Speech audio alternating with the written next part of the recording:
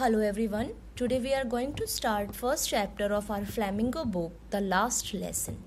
So what this chapter is about, let's read something about the author. Alphonse Daunt, 1840 to 1897, was a French novelist and short story writer. So he was a French novelist and this name is also French. One more thing I would like to tell here students, that the pronunciation of the name can be different from different accent. The last lesson is set in the days of the Franco-Prussian War 1817 to 1871, in which France was defeated by Prussia, led by Bismarck. Prussia then consisted of what now are the nations of Germany, Poland, and parts of Austria. In this story, the French districts of Alaska and Lorraine have passed into Prussian hands. Now read the story to find out what effect this had on life at school. So what happened, beta? Basically, two countries are in the cross war. Fine. Then France was defeated by Prussia. Now what happened in the story? What this story is about? Let's start. We'll get to know. I started for school very late that morning. I is the narrator. Very soon we'll let to know about who this I is. I started for school very late that morning and was in great dread of scolding. So I is a boy here, a school going boy of hardly 13 or 14 year old. You'll get to know about his name also. So I started for school very late that morning. Morning this boy was very late for school and was in great dread of a scolding. और उसे किस चीज़ का डर लग रहा था कि जैसे ही वो स्कूल में जाएगा उसका टीचर उसे पनिश करेगा या उसे स्कॉल्ड करेगा. Especially because M. Hamel had said that he would caution us on participles. किस बात का सबसे ज़्यादा डर था कि जो मिस्टर एम हैमिल जो उनके टीचर हैं उन्होंने उन्हें होमवर्क दिया हुआ था कि वो पार्टिसिपल्स के ऊपर उनसे क्वेश्चंस पूछेंगे. अब participles you all very know कि ग्रामर का टॉपिक होता है पार्टिसिपल्स. तो हमें इतना पता चल रहा है कि मिस्टर एम हैमिल कोई लैंग्वेज टीचर हैं. लैंग्वेज टीचर्स मीन्स जैसे आपके हिंदी, इंग्लिश, फ्रेंच, जर्मन, जो ये लैंग्वेजेस आपको पढ़ाते हैं. सो जो बॉय है वो स्कूल बहुत लेट उस दिन जा रहा था. ऑलरेडी वो लेट हो चुका था और उसे बहुत ज़्यादा डर था कि जो मिस्टर एम हैमिल हैं वो क्या करेंगे, एक तो क्वेश्चंस पूछेंगे पार्टिसिपल्स पे और दूसरा वो जो लेट है उस पे भी उसे स्कॉल्डिंग मिल सकती है. And I didn't know the first word about them. और फर्स्ट ही लेक्चर में मिस्टर एम हैमिल उनका टेस्ट लेने वाले थे पार्टिसिपल्स का और उसे कुछ भी नहीं आता था. It means he was not at all interested in that language. For a moment I thought of running away. और ये जैसा कि हर बच्चे के दिमाग में आता है, किसी दिन बहुत स्ट्रिक्ट टीचर का अगर कोई टेस्ट है सो उसे स्किप करने की वो सोचते हैं. So I thought of running away and spending the day out of doors. तो उसका एक पल के लिए, एक मोमेंट के लिए उसने क्या सोचा कि मैं स्कूल जाता ही नहीं हूँ, मैं पूरा दिन क्या करूँगा, आउट ऑफ डोर्स, बाहर ही कहीं स्पेंड करूँगा. तो उसने सोचा कि आज स्कूल मिस किया जाए, बंक किया जाए. It was so warm, so bright. The birds were chirping at the edge of the woods, forest. कितना शाइनी, कितना ब्राइट डे है. और जो बर्ड्स हैं वो भी क्या कर रही हैं, वुड्स में चिरपिंग कर रही हैं. लवली नेचर का सीन बहुत अच्छा है. And in the open field back of the सॉमिल्स जहाँ लकड़ियाँ काटने का काम होता है, वुड्स चॉपिंग का काम होता है, उनके बैक साइड में ओपन फील्ड में the Persian soldiers were drilling. You understand, march past and all that जो सोल्जर्स की एक्टिविटी होती है.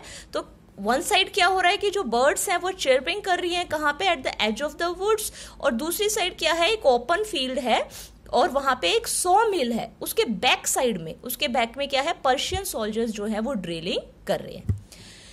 It was all much more tempting, attracting than the rule of participles. कहते हैं ये सारी एक्टिविटीज की, वो पर्शियन सोल्जर्स की ड्रिलिंग और जो बर्ड्स हैं वो चिरपिंग कर रही हैं, सन जो है वो ब्राइट है, डे वार्म है, ये सब ज़्यादा अट्रैक्टेड थे एज कम्पेयर टू कि स्कूल में जाके रूल ऑफ पार्टिसिपल्स का टेस्ट जो है वो देना पड़े. But I had the strength to resist. लेकर कहते हैं लेकिन नहीं, मेरे अंदर इतनी स्ट्रेंथ थी कि मैं इन सारे आइडियाज़ को अपने दिमाग से निकाल पाया. And hurried off to school. और इन सब चीज़ों को साइड में करके जो फॉर अ मूवमेंट एक टाइम के लिए मेरे दिमाग में आ गई थी, इन सब को साइड में हटा के मैं फटाफट स्कूल के लिए आगे चल पड़ा. सो बेटा इसमें फर्स्ट इसमें क्या है इसमें स्टेंजा में क्या है पैसेज में कि I started for school, I is a boy, वो स्कूल लेट हो चुका है और उसे स्कूल में जाते ही पार्टिसिपल्स के ऊपर टेस्ट देना है जो मिस्टर एम हैमल उनके टीचर हैं वो लेने वाले हैं, और उसे कुछ भी नहीं आता और उसे बहुत ज़्यादा डर है कि आज उसे स्कूल में बहुत ज़्यादा पनिशमेंट मिलेगी। एक पल के लिए फॉर अ मोमेंट उसने सोचा कि इतना ब्यूटीफुल डे है, मैं बाहर ही कहीं स्पेंड करूं, स्कूल जाऊं ही ना, बट समहाउ उसने अपनी स्ट्रेंथ को क्या किया, गेन किया, इन सब चीज़ों को उसने रेजिस्ट किया और वो स्कूल के लिए फटाफट चलने लगा। When I passed the town hall, there was a crowd in front of the bulletin board. अब बेटा वो रास्ते में है, अपने स्कूल के रास्ते में है, और रास्ते में चलते चलते वो टाउन हॉल के बाहर आया। टाउन हॉल के बाहर एक बुलेटिन बोर्ड था। बुलेटिन बोर्ड के पास बहुत सारी भीड़ इकट्ठा थी, यानी कि लोग बहुत ज़्यादा ग्रुप में वहाँ खड़े हुए थे। For the last 2 years, all our bad news had come from there. और बेटा इसके लिए, फ्रांस के लिए, लास्ट 2 ईयर से जो बैटल चल रही है जर्मनी और फ्रांस के बीच में, 2 साल से जितनी भी बुरी खबर थी वो सारी उस बुलेटिन बोर्ड से आ रही थी। यानी कि जो भी लड़ाई में एक्टिविटी होती उसका जो न्यूज़ थी वो बुलेटिन बोर्ड पे लगा देते, और फ्रांस जो था वो डिफीट हो रहा था। तो इसका कहना था कि सारी की सारी जो बैड न्यूज़ है लास्ट 2 ईयर से वहीं से उसे मिल रही है। क्या क्या न्यूज़ उस पर लगती थी? The lost battles, the draft, the orders of the commanding officer, and I thought to my self, और आज भी मैंने सोचा, विदाउट स्टॉपिंग, रुका नहीं, सिर्फ चलते चलते उस क्राउड को देख के आगे वो स्कूल की तरफ जा रहा है, और विदाउट स्टॉपिंग उसने सोचा, what can be the matter now, अब क्या हुआ है, अब ऐसी कौन सी बैड न्यूज़ है जो यहाँ पे हमें देखने को मिलेगी और जिस पे लोग इतना इकट्ठे यहाँ पे हो रखे हैं। Then, as I hurried by as fast as I could go, the blacksmith watcher who was there with his apprentice reading the bulletin called after me. Called after me, पीछे से आवाज लगाना। कहते हैं मैं फटाफट अपने स्कूल के लिए जा रहा था, as fast as I could go because he was already very late. तो वहाँ पे एक ब्लैक स्मिथ खड़ा हुआ था। ब्लैक स्मिथ आप सबको पता है जिसका नाम वॉचर था। तो वो खड़ा था वहाँ पे अपने एक अप्रेंटिस के साथ। अप्रेंटिस यानी कि उसका कोई डिसिपल, उसका चेला जिसको वो काम सिखा रहा होगा या परिचित उसका, रीडिंग द बुलेटिन। और ये जो वॉचर ब्लैक स्मिथ था ये भी क्या कर रहा था, उस बुलेटिन बोर्ड को पढ़ रहा था। कॉल्ड आफ्टर मी, उसने पीछे से मुझे आवाज लगाई, डोंट गो सो फास्ट बब, बब इज बच्चे, child, don't go so fast child, you will get to your school in plenty of time. कहता अरे इतने तेज तेज मत भागो बच्चे, तुम सही टाइम पे अपने स्कूल पहुंच जाओगे। I thought he was making fun of me. अब सबको पता है टाइम जो स्कूल का क्या होता है और टाइम उस टाइम क्या है, तो वो उसे लगा कि शायद ये मेरा मजाक उड़ा रहा है, ये टॉन्टिंग वे में मुझे बुला रहा है, अरे बहुत टाइम है, आराम से पहुंच जाना। And reached mister M Hamel's little garden all out of breath. All out of breath, बिल्कुल भागते हुए, हाफते हुए, अपने उसको क्या कहते हैं, हिम्मत को जुटाते हुए। And reached mister M Hamel's little garden, वो स्कूल के गार्डन में जो मिस्टर एम हैमल का लिटिल गार्डन था वहाँ पे वो पहुँच जाता है। तो फाइनली वो स्कूल में एंटर कर चुका है। Usually when school began there was a great bustle. अब आप सबको पता है जब स्कूल बिल्कुल ओपन होता है, स्टार्टिंग जब स्कूल की असेंबली से पहले का टाइम होता है, बच्चे आते हैं तो कितना शोर वहाँ पे होता है। तो जनरली वहाँ पे स्कूल में काफ़ी शोर मिलता था, which could be heard out in the street. और इतना शोर स्कूल से आता था जो पास की गली में भी सुनने को मिल जाता था कि हाँ बहुत सारे बच्चे स्कूल में अभी इकट्ठे हो चुके हैं। The opening and closing of desk, और किस तरीके की साउंड्स होती थी, डेस्क ओपन किया, डेस्क क्लोज किया। Lessons repeated in unison. Unison का मतलब होता है एक साथ, जैसे हम असेंबली करते हैं, प्रेयर करते हैं, हम सब क्या करते हैं, एक ही लाइन को सब एक साथ बोलते हैं। तो ऐसे बच्चे लेसन्स अपने रिपीट करते थे। Very loud with our hands over our ears. ये होता है ना कभी कभी बाहर से बहुत शोर आ रहा है और हम अपने हाथ अपने कानों पे रख के कोई चीज़ याद करने की कोशिश करते हैं, जोर जोर से बोलने की कोशिश करते हैं। स्पेशली जो छोटे बच्चे हैं वो मैथ्स की टेबल्स इस तरीके से याद करते हैं टू अंडरस्टैंड बेटर। ये सब एक्टिविटीज जर्नली स्कूल में हुआ करती थी। And the teacher's great ruler rapping on the table, और टीचर का अपना रूलर, अपना स्केल जो है वो टेबल पे रैप करना, बच्चों को शांत करने के लिए, बच्चों को चुप करने के लिए। But now it was also still. लेकिन आज कुछ अलग ही वहां पे सीन था। आज हर चीज एकदम साइलेंट, बिल्कुल silent. I had counted on the commotion to get to my desk without being seen. अब वो कहता है कि मैंने कोशिश की, I had counted on the commotion to get to my desk without being seen, but of course that day everything had to be as quiet as Sunday morning. तो कहता है मैंने कोशिश की मैं बिना अननोटिस्ड चुपचाप जाके अपनी सीट पे बैठ जाऊं. अगर इतना सारा शोर वहां पे हो रहा होता तो वो अननोटिस्ड रहता, लेकिन उस दिन हर चीज इतनी शांत थी, इतना सब कुछ साइलेंट था जैसे संडे मॉर्निंग. और जब हर कोई चुप है और कोई भी एक्टिविटी इजीली नोटिस हो जाती है तो जो ये आए अभी तक नाम यहाँ पे नहीं बताया गया, ये जो बॉय है ये बिल्कुल वहां पे एक तरह से नोटिस हो गया क्योंकि everything was as quiet as Sunday morning. Through the window I saw my classmates. ये सब बच्चों की जनरली हैबिट, अगर लेट हो रहे हैं तो विंडो में से एक बारी झांक के अपने क्लासमेट्स को जरूर देखेंगे कि वो क्या कर रहे हैं. ऑलरेडी इन देयर प्लेसेस, और सारे अपनी अपनी सीट पे उस टाइम बैठे हुए थे. And M. Hamel walking up and down with his terrible iron ruler under his arm. अब यहाँ से बच्चों हमें एक बात पता चलती है कि जो मिस्टर M. Hamel है ये बहुत स्ट्रिक्ट टाइप के टीचर्स यहाँ पे हमें शो हो रहे हैं.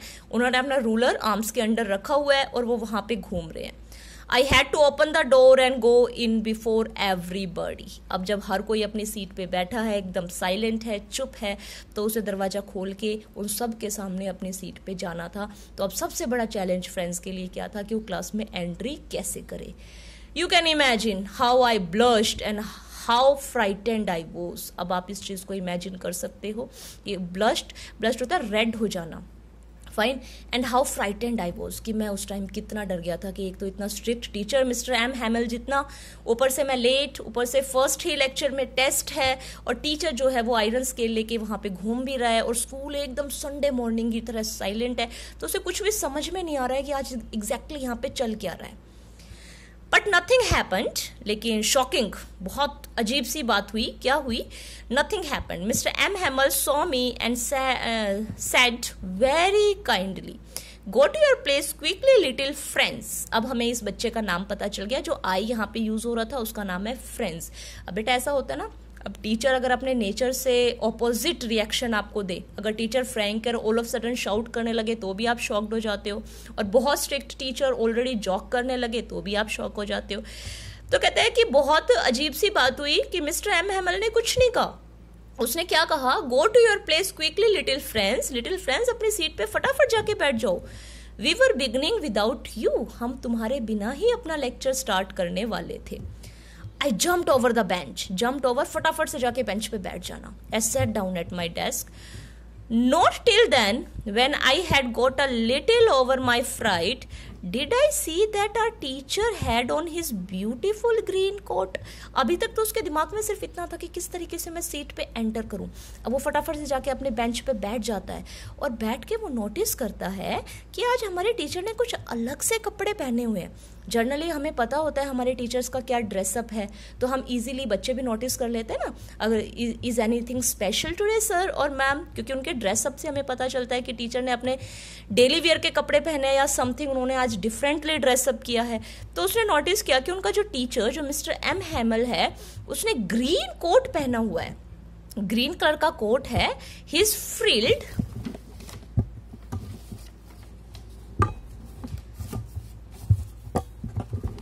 his frilled shirt and the little black silk cap. Frilled पहले आपको पता है जो शर्ट होती थी ना, जो कोट के नीचे पहनते थे, वो कुछ फ्रिल उस पर बनी हुई होती थी, यानी कि उस टाइम वो एक फैशन, एक स्टाइल होता था. तो वो फ्रिल्ड शर्ट थी. And the little black silk cap, और एक उसने कैप पहनी हुई थी, ऑल एम्ब्रॉयड्रीड, मतलब बहुत अच्छे से ब्यूटीफुली वो ड्रेस्ड है. That he never wore except on inspection and prize days. और एक स्पेशल बात और थी कि उस तरीके के कपड़े, वो ड्रेस वो हमेशा इंपॉर्टेंट डेज पे पहनते थे. या तो स्कूल का इंस्पेक्शन है तब पहनते थे, या कोई प्राइज डिस्ट्रीब्यूशन करना हो उस टाइम वो पहना करते थे. बिसाइड्स, कहते हैं इन सब चीज़ों के अलावा, इन शॉर्ट बेटा फ्रेंड्स जो है वो बहुत ज़्यादा शॉक्ड है.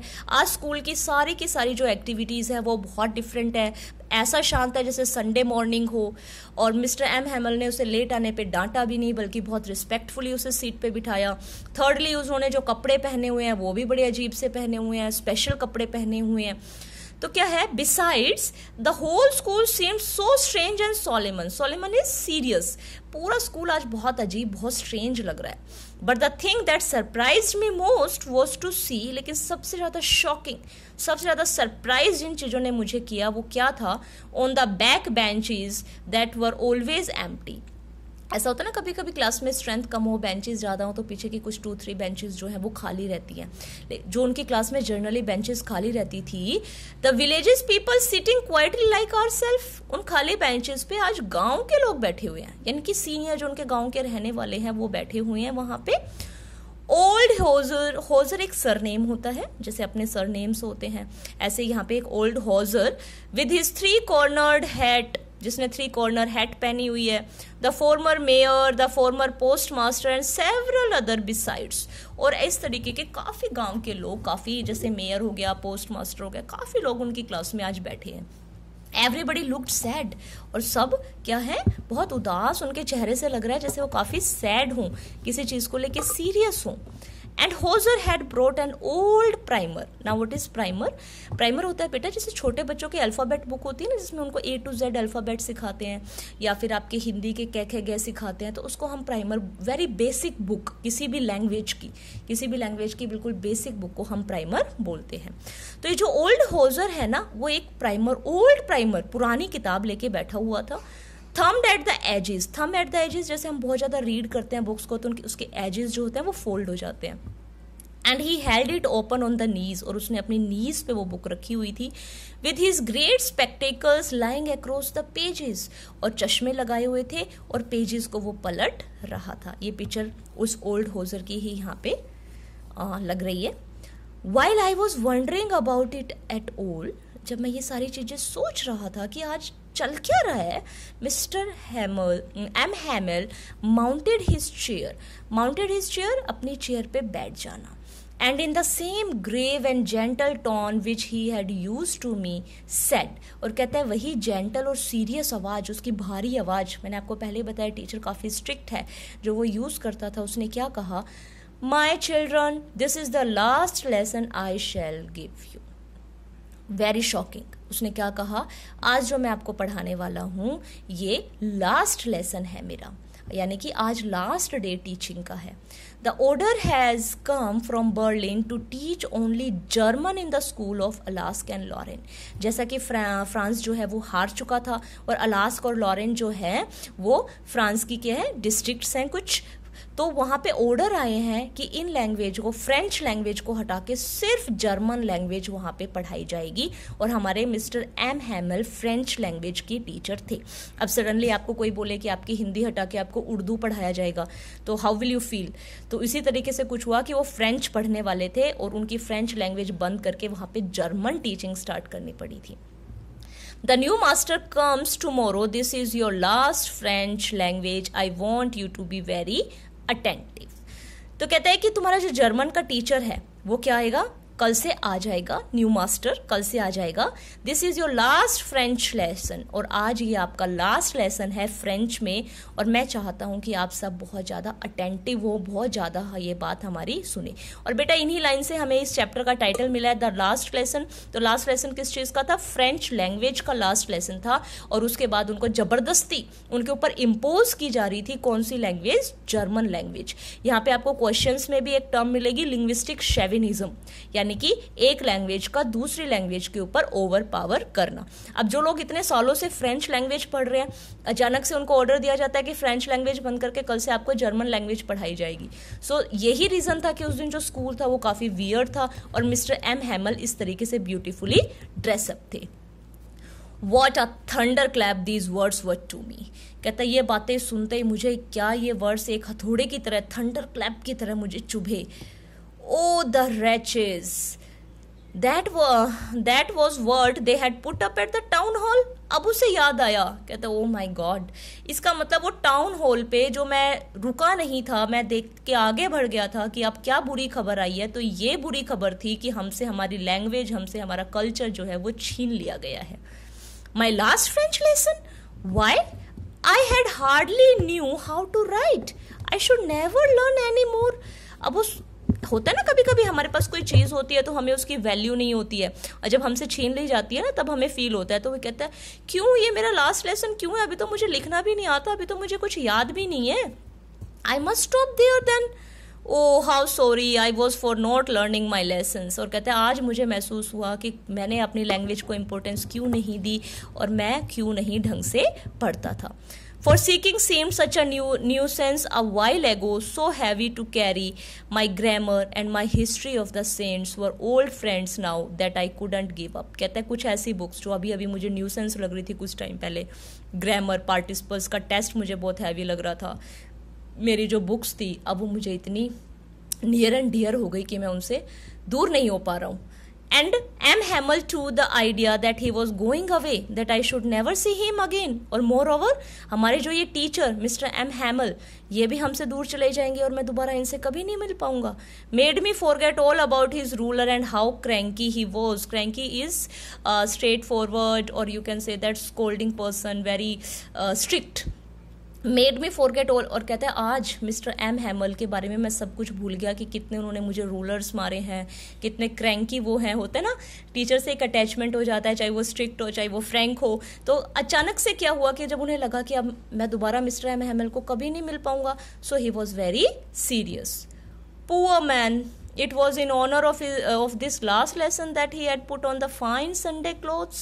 अब उसे ये भी समझ में आ गया, ओके ये इनका लास्ट लेसन है, इसीलिए शायद इन्होंने आज ये संडे के कपड़े पहने, संडे क्लोथ्स इन्होंने पहने। यानी कि संडे क्लोथ्स का मतलब ये नहीं है, Sunday cloth means fine dresses, जो टॉप मोस्ट सबसे अच्छे कपड़े हमारे पास होते हैं। And now I understood why the old man of the village were sitting there in the back of the room. और अब ये भी समझ में आ गया कि वो जो लोग थे वो क्यों वहाँ पे बैठे हुए थे. It was because they were sorry too that they had not gone to school more. कहता है वो इसलिए बैठे हुए थे क्योंकि उन्हें भी फील हो रहा था कि वो स्कूल में क्यों नहीं गए, पढ़ाई उन्होंने क्यों नहीं की. It was their way of thanking our master for his 40 year of faithful service. कहता है ये उनका तरीका था मिस्टर एम हैमेल मास्टर को थैंक यू बोलने का जो उस स्कूल में 40 साल से पढ़ा रहे थे. And of showing their respect for the country that was theirs no more. और अपनी कंट्री को ऐसा उनको रिस्पेक्ट देना जो अब उनकी नहीं रही. क्यों नहीं रही? क्योंकि भाई फ्रांस हार चुकी है जर्मनी से. अब सारे रूल एंड रेगुलेशंस जो होंगे वो दूसरी कंट्री के वहाँ पे स्टार्ट होंगे. तो यही तरीका था कि वो उसको थैंक यू बोल सकते थे. सो बेटा इस पार्ट में हमने क्या क्या पढ़ा? इस पार्ट में हमने पढ़ा कि ये जो फ्रेंच है ये कैसे लेट हो रहा है, क्या क्या आइडियाज़ उसके दिमाग में आ रहे हैं कि स्कूल ना जाने का वो क्या करे, बट समहाउ वो पहुंचता है. देन बुलेटिन बोर्ड, क्लास में क्या अनयूजुअल एक्टिविटीज़ उसे नज़र आती हैं, किस तरीके से उसकी क्लास में एंट्री होती है. ये सब हमने यहाँ तक up to page number 5 we have studied. So we will discuss the chapter in part 2.